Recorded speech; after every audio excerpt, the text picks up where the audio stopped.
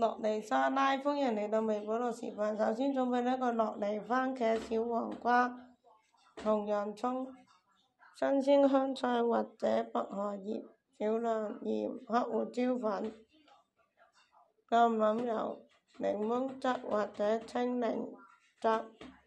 洛梨去皮去核，切成小塊放入大碗中。番茄清洗切成小丁或者片狀加入碗中。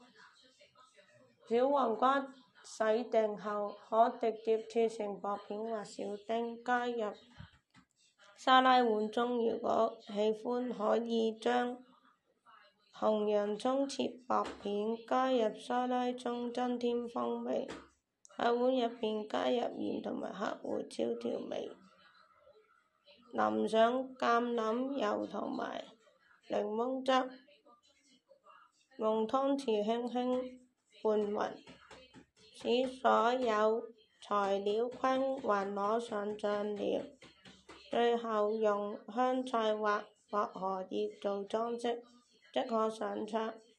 可以根據喜好加入其他食材如烤雞肉、芝士或堅果，分啲麵包或搭配烤麵包片都很美味。大家記得